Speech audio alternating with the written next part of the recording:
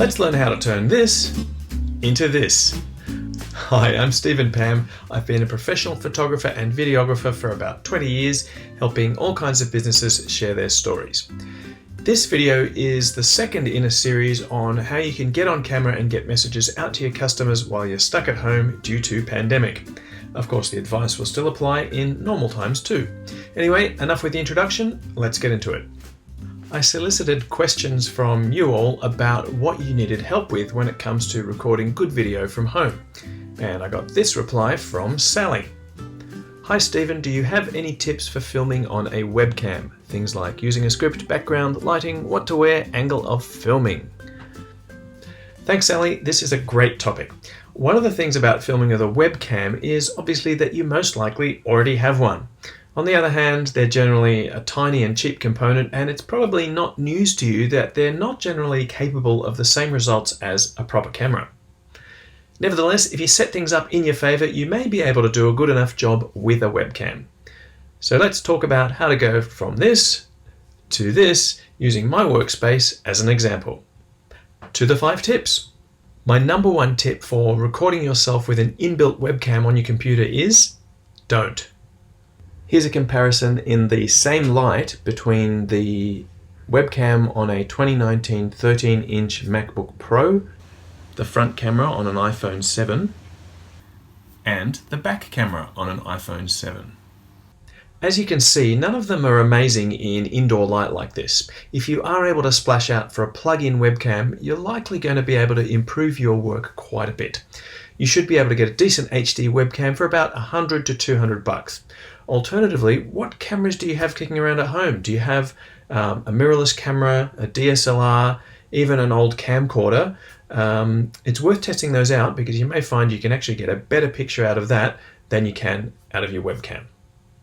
Tip 2 is say no to nose view. Now, if you have a separate webcam, you can rig that up somehow, rig it up to anything so that it's at eye level.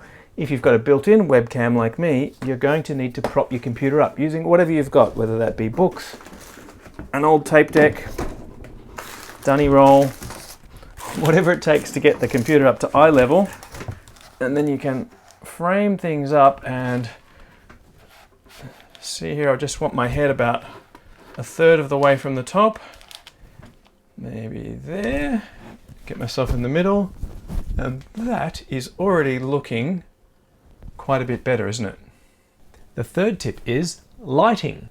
Because webcams only have teeny little sensors, as a rule, the more light the better. Your eyes easily adjust to indoor lighting, but you may be surprised how dark your workspace really is. Now I'm guessing you don't have professional LED panels like this sitting around like I do, but any light source you can get your hands on will work. Here are a few I found kicking around at my house. The first one is this rechargeable LED work light. This was from the hardware store. It was about $60. It's great for camping. You can hang it up, that kind of thing, and you can recharge it with a USB. It's got 3 brightness settings. The first 2 are no good for video because you get this flickering effect, but on the brightest setting, you get a nice solid bright light. You can shine that up against the wall behind your computer and it provides a good flattering light. The next one is this mains powered LED work light. Now I know a few people have these kicking around in their sheds and it's a great powerful light source as well. You do want to use an LED light source, not the older halogen ones, because they just pump out too much heat. They use loads of electricity. But if you've got an LED work light, they range anywhere from $30 to about over $150, and this one is at the higher end of the price range because it's very bright. But again, you can shine it at the wall and bounce it off the wall and get a nice flattering light. And if you don't have anything like that, then just raid the house and find any lights you can, desk lamps, reading lamps, and the same principle, shine them on the wall and bounce that light back at you. And then once you're happy with how your mug looks, if you've got any surplus lighting, you might want to use it to try spicing up your background. Number 4 is to pay attention to your background. What's behind you when you look into your webcam? A lot of people have their desk against a wall in the bedroom, and the view of your bed behind you may not be the professional image you're looking for, unless you're a sleep therapist, or never mind. Now, if you have a window behind you, that's also likely to be a problem because you're going to be backlit and your face is going to look dark and, well, bad. If it's not possible for you to move your computer or you have no other workspaces you can use, put up some sort of screen or cloth. In my case, I have this display of cameras behind me, and for my line of work that's appropriate, so all I needed to do was tidy it up a bit. Okay, the fifth and final tip is about sound. Now this is a big one. People will tolerate a video with a crummy picture if they can hear what's going on, but even the most cinematic video is unwatchable if the sound is bad. So this is a two-part tip because you're going to want to deal with your environment and your microphone. Lots of things can happen in your environment to wreck your sound, so if possible do any or all of these. Tell others who are home with you that you need some quiet time. Put up a sign if necessary. Put the dog out. Put the kids in front of the TV and close the door. As for the mic, most likely the microphone in your computer or webcam is not great. They tend to pick up the fan from your computer, any typing and mouse click noises, and a fair bit of room echo because you just can't get them very close to your mouth.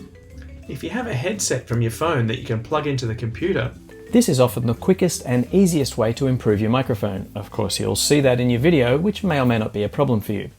If you have the budget and really want to level up your sound, get a separate microphone or an audio recorder with a USB connection, which you can position just out of shot below your mouth. And my bonus tip relates to Sally's question about scripts and what to wear. In other words, presentation. Now there are pros and cons to working with scripts, but that's a whole topic worthy of its own episode. I'll just say here that if you are going to use one, try to keep the text as close as possible to the camera so that your eyeline looks more natural. As for clothing, well, that's mostly a matter of taste. In my line of work, it's normal to wear a t-shirt, and a solid colour like this is non-distracting. Maybe a business suit is more appropriate for you, unless you're a mechanic giving car maintenance tips. Obviously, on the bottom half, anything goes. Oh, and my bonus tip is, don't assume you have to ship the first take. See my previous video about how many takes you need to get a good video. Once you've finished recording, your next step may be to do some basic editing or add some titles. Now your Mac comes with free software called iMovie, or if you're on Windows, there are various free and low-cost options like VSDC or Premiere Rush, but that's another whole topic for another day. So in summary, use a better camera if you can get hold of one. Say no to nose view. Lighting, lots of it, preferably bounced against a wall. Choose your background.